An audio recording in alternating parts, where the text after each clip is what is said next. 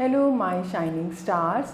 आज हम कर रहे हैं कक्षा 7 मनस्वी हिंदी व्याकरण पाठ्य पुस्तक by Galaxy publication and Magic Mind series. अध्याय 23 अनुच्छेद लेखन। अनुच्छेद निबंध का ही छोटा रूप होता है। अनुच्छेद लेखन का अर्थ है किसी विषय से संबंधित विचारों या भावों को सीमित अर्थात कम शब्दों में प्रकट करना। अनुच्छेद लिखते समय हमें निम्नलिखित बातों का ध्यान अवश्य रखना चाहिए। अनुच्छेद एक ही अनुच्छेद में लिखना चाहिए। विषय का अनावश्यक विस्तार ना करें। छोटे छोटे वाक्यों का ही प्रयोग करें। भाषा सरल तथा सुबोध हो। यदि अनुच्छेद लेखन के लिए संकेत बिंदु दिए गए हों तो पहले उन बिंदुओं को समझना चाहिए। विषय से संबंधित सभी बिंदुओं को संक्षेप में समाहित करना चाहिए। उदाहरण के लिए कुछ अनुच्छेद दिए जा रहे हैं, इन्हें ध्यान पूर्वक पढ़िए।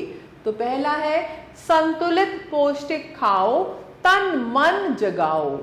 किसी ने ठीक ही कहा है, स्वस्थ शरीर में स्वस्थ मस्तिष्क का निवास होता है। यदि हम सेहतमंद भोजन करेंगे तो हमारा शरीर व मस्तिष्क दोनों ही स्वस्थ रहेंगे। हमें केवल स्वाद के लिए नहीं अपितु शरीर की आवश्यकता के अनुकूल भोजन करना चाहिए। संतुलित व पौष्टिक आहार लेने से ही शरीर स्वस्थ व बलवान बनता है तथा बुद्धि का विकास होता है। बीमारियों से लड़ने की क्षमता भी उसी व्यक्ति में अधिक होती है जो दूध, दही, फल व हरी सब्जियों का सेवन करता है। चिप्स, बर्गर, पिज्जा आदि खाने से शरीर मोटा व अस्वस्थ हो जाता है। इसीलिए स्वस्थ भोजन करो और अपने तन तथा मन दोनों को स्वस्थ रखो। यह उक्ति ठीक ही है। पहला सुख निरोगी काया। मेरा प्रिय त्योहार। भारत उत्सव प्रिय देश है। यहाँ वर्ष भर त्योहारों की धूम रहती है। ये त्योहार हमारे जन जीवन में उत्साह भर देते हैं। सबका कोई ना कोई प्रिय त्योहार होता है। मेरा प्रिय त्योहार होली है। होली फाल्गुन मास की पूर्णिमा के दिन मनाई जाती है। इस त्योहार से एक कथा जुड़ी हुई है जो इस प्रकार है।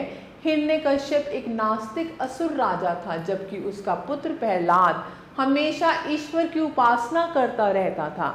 इससे नाराज होकर हिरण्यकश्यप ने कई बार अपने पुत्र को मरवाने का प्रयत्न किया, लेकिन भगवान की कृपा से प्रहलाद हमेशा बच जाता।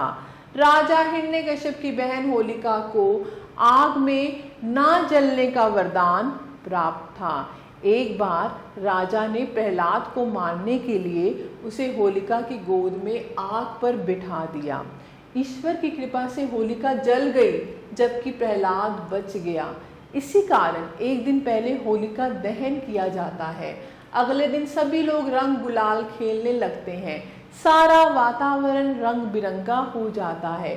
श्री कृष्ण की जन्मभूमि मथुरा में तो यह त्योहार और भी धूमधाम से मनाया जाता है। इस त्योहार पर लोग सभी भेदभाव भुलाकर एक दूसरे को रंग लगाते हैं, जिससे भाईचारे व एकता को बल मिलता है। मेरी आकांक्षा है कि हमारे प्यारे देश में हर त्योहार ऐसे ही विभिन्न धर्मों में सद्भावना बढ़ाए। त्योहार ही हमारी संस्कृति व सभ्यता के रक्षक हैं। इनके बिना हमारा जीवन नीरस हो जाता है। पहली फिल्म जिसे मैंने सिनेमा घर में देखा, मैं जब कक्षा 6 में आया तब मैंने अपने माता पिता से सिनेमा घर में फिल्म दिखाने का आग्रह किया। आज से पहले वह मुझे छोटा कहकर और वहाँ इतनी देर बैठने की असुविधा बताकर टालते रहे, पर इस बार उन्होंने मेरा आग्रह स्वीकार कर लिया। एक रविवार के दिन हमने तारे जमी पर फिल्म देखने का निश्चय किया। आमिर खान वैसे भी मेरे प्रिय अभिनेता हैं, इसीलिए मैं उत्सुकता पूर्वक उस दिन का इंतजार करने लगा। आखिर वह दिन आ ही गया। हम सिनेमा घर पहुंचे व टिकट लेकर अंदर गए। सिनेमा घर में घुसते ही अंधेरे के कारण मुझे थोड़ा डर लगा, पर मैं अपने पिताजी का हाथ थामे हुए आगे बढ़ा और हम अपनी निर्धारित सीटों पर जा बैठे। वहाँ बड़े पर्दे को देखकर मैं हैरान था, जिस पर कुछ विज्ञापन दिखाए जा रहे थे। निर्धारित समय पर फिल्म शुरू हुई। फिल्म के कलाकारों के अभिनय व कहानी से मैं बहुत प्रभावित हुआ। मैंने अपने पिताजी से सिनेमा के बड़े पर्दे पर फिल्म दिखाए जाने की तकनीक भी समझी। उस दिन फिल्म देखकर मैं बहुत प्रसन्न हुआ था। यह मेरा एक बहुत ही अच्छा अनुभव था। बाद में मुझे पता चला कि इस फिल्म को बहुत से अवार्ड भी प्राप्त हुए हैं। तो ऐसे आप किसी भी विषय पर लिख सकते हैं अनुच्छेद। जैसे अगला विषय है, मोबाइल फ़ोन छात्रों यानी बच्चों के लिए उपयुक्त है या अनुपयुक्त। आप छात्र इस वैज्ञानिक युग में विभिन्न उपकरणों का प्रयोग करते हैं, जैसे मोबाइल फ़ोन, कंप्यूटर, आईपॉड आदि। छोटे से छोटा बच्चा भी मोबाइल फ़ोन के प्रयोग से परिचित है। आजकल छात्र अपने मित्रों से संपर्क के लिए इसका प्रयोग करते हैं। कई बार तो वह लंबे समय तक मोबाइल पर बात करते हैं, जिससे उनकी पढ़ाई व अन्य कार्य प्रभावित होते हैं। मोबाइल पर लंबे समय तक बात करना हमारे लिए शारीरिक रूप से भी हानिकारक है, जिससे हमारे सुनने की क्षमता में कमी आ सकती है। मोबाइल पर खेल खेलने से छात्रों के देखने की शक्ति भी प्रभावित होती है। छात्रों के लिए मोबाइल रखना आज अपना स्तर प्रदर्शन करने का एक माध्यम बन गया है। मोबाइल के अधिक प्रयोग के कारण कई छात्र अपने माता पिता से अपनी कुछ बातें भी छुपाने लगते हैं, जिससे वह गलत राह पर चलकर अपना भविष्य भी खराब कर सकते हैं। छात्रों के बीच मोबाइल का प्रयोग ग्लोबल वार्मिंग की तरह फैलता जा रहा है, जो उसी की तरह नुकसानदायक भी है। इस समस्या का समाधान बच्चों के माता पिता के पास ही है।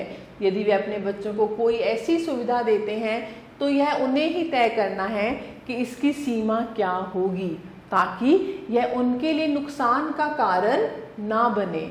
मोबाइल फ़ोन की सुविधा देकर माँ बाप आर्थिक संकट से जूझने लगते हैं। फ़ोन एक बुनियादी सुविधा जरूर है, पर उसका सदुपयोग व दुरुपयोग दोनों मनुष्य के हाथ में है।